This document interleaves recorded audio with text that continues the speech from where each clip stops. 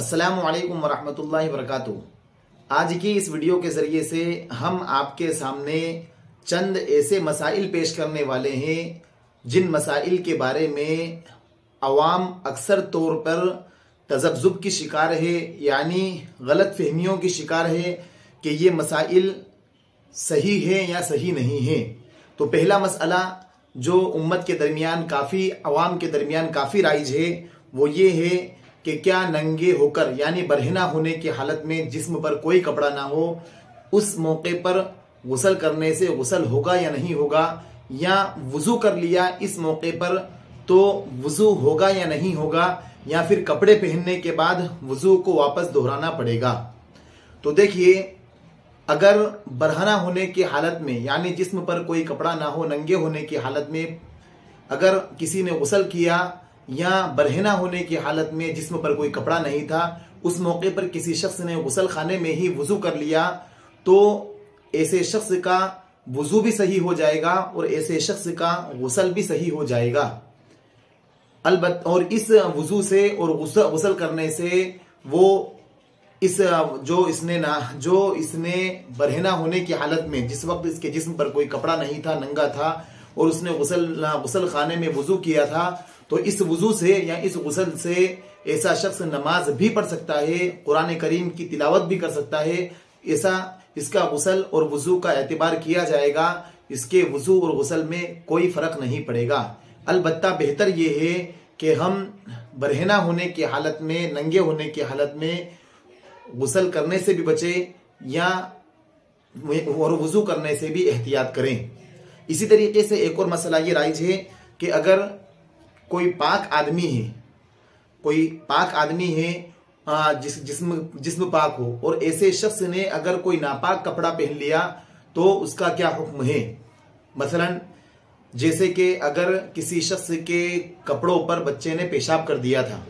Night pant हो या फिर कोई ऐसी पैंट हो या कोई कुर्ता या शलवार हो कि जिस पर बच्चे ने पेशाब कर दिया था या फिर कोई और नापाक चीज उस पर लगी हुई थी, अब वो सूख गई, तो क्या किसी पाक आदमी ने उसको पहन लिया तो क्या उसका पूरा बदन नापाक हो जाएगा या फिर उसको फौरन वापस गुस्ल करना पड़ेगा या फिर उस जगह को धोना पड़ेगा। तो देखिए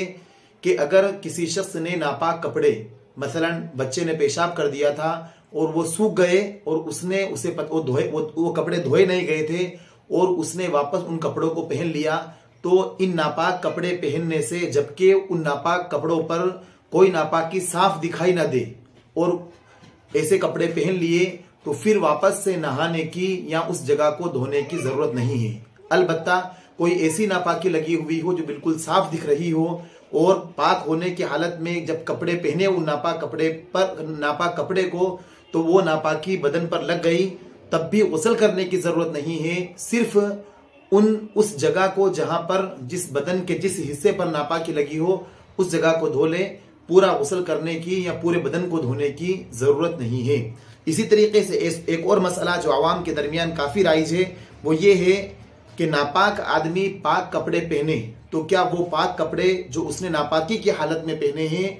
वो कपड़े जो उसने पाक कपड़े पहने थे वो वापस से धोना पड़ेंगे, वो भी नापाक हो जाएंगे या वो नापाक नहीं होंगे। अक्सर आवाम यही समझती है कि जब आदमी नापाक होता है और अगर उसने पाक कपड़े पहन लिए तो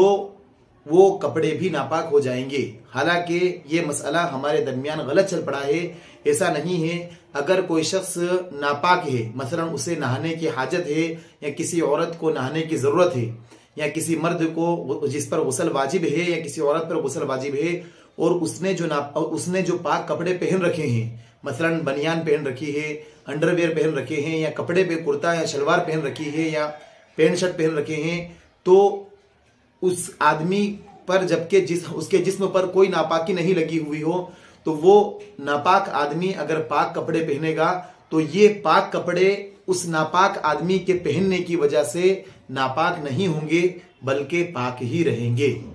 इसलिए कि आदमी जो नापाक होता है वो बदनी एतबार से नापाक नहीं होता है। शरीयत ने उसको बतलाया है, उसको नहाने का जो हुक्म दिया है इसलिए नहीं हुक्म दिया है कि उसके जिस्म पर हर जाहिरी हिस्से पर नापाकी लगी हुई है, बल्कि जो गुस्ल वाजिब करार दिया है वो बदन के या मनी निकलने की वजह से या किसी और वजह से जो गुस्ल वाजिब हुआ है तो वो उसके इसलिए हुक्म दिया है कि उस पर गुस्ल वाजिब है। ये हुक्म इसलिए नहीं दिया है कि उसके जिस्म पर कोई नापाकी लगी हुई है। और ऐसा शख्स कि जिस पर गुस्ल वाजिब था और उसने ऐसे शख्स ने कोई पाक कपड़ा पहन लिया, या वो बनियान पहना हुआ है या वो अंडरवेयर पहना हुआ है और उस पर बनियान पर या किसी अंडरवेयर पर नापाकी के कोई असरात नहीं है, तो वो पाक ही समझे जाएंगे। नापाक आदमी के पाक कपड़े पहनने की वजह से वो पाक कपड़े नापाक नहीं होंगे। इसी तरीके से एक और हमारे दरमियान जो मसला चल रहा है वो ये कि क्या गाली बकने से वुजू टूट जाता है। तो देखिए, गाली बकना यकीनन बहुत बड़ा गुनाह है, ये कबीरा गुनाहों में से है और गाली बकना ये अल्लाह ताला को पसंद भी नहीं है, लेकिन गाली बकने से वुजू नहीं टूटता है। गाली बकना यकीनन कबीरा गुनाह है, लेकिन गाली बकने से वुजू नहीं टूटता है। इसी तरीके से एक और मसला जो हमारे दरमियान चल रहा है वो ये है कि क्या हंसने से वुजू टूट जाएगा। तो देखिए, हंसने से भी वुजू नहीं टूटता है। चाहे आदमी कहकहा मारकर हंसे, खिलखिलाकर हंसे, जोर से हंसे, आवाज को बुलंद करके हंसे, तब भी इससे वुजू नहीं टूटता है। इसी तरीके से एक और मसला कि क्या टीवी देखने से वुजू टूट जाएगा। उम्मत के दरमियान, आवाम के दरमियान ये मसला भी बहुत राइज है कि टीवी देखने से वुजू टूट जाता है। हालांकि टीवी देखने से वुजू नहीं टूटता है। अलबत्ता टीवी का देखना, फिल्में देखना, गाने सुनना यकीनन एक कबीरा गुनाह में से है, बड़े गुनाहों में से है, लेकिन इन टीवी के देखने से वुजू नहीं टूटेगा। इसी तरीके से एक और हमारे दरमियान काफी ये मसला भी आम है। बहुत सारी औरतों से अक्सर ये सुनने में आता है कि अगर वुजू करने के बाद किसी का सतर देख लिया, मसलन कोई छोटा बच्चा निकल रहा था तो छोटे बच्चे के सदर को देख लिया या बड़े के सदर को देख लिया या खुद के सदर को देख लिया, तो क्या इससे वुजू टूट जाता है या नहीं। अक्सर औरतें यही समझती है कि वुजू करने के बाद किसी का सदर देख लिया तो वुजू टूट जाएगा।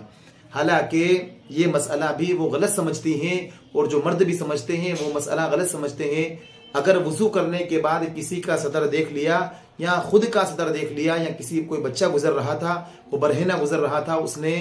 अंडरवेयर नहीं पहन रखी थी और उसका सतर देख लिया, तो इससे वुजू नहीं टूटेगा। ये हमारे दरमियान गलत मसला चल पड़ा है कि किसी का सतर देख लिया वुजू करने के बाद तो उससे वुजू टूट जाएगा। किसी के सतर देखने से या खुद के सतर देखने से वजू नहीं टूटता है। ये मसला भी अवाम के दरमियान बहुत गलत चल पड़ा है और खुसूसन खास तौर पर औरतें ये समझती है कि अगर वजू करने के बाद किसी का सदर देख लिया तो वजू टूट जाएगा। हालांकि सही मसला ये है कि वजू करने के बाद अगर किसी का सदर देख भी लिया तो इससे वजू नहीं टूटेगा। और ये मसाइल जो हमने आपको बतलाए हैं मशहूर दारुल इफ्ता जामिया बिन नूरी टाउन से लिए गए हैं।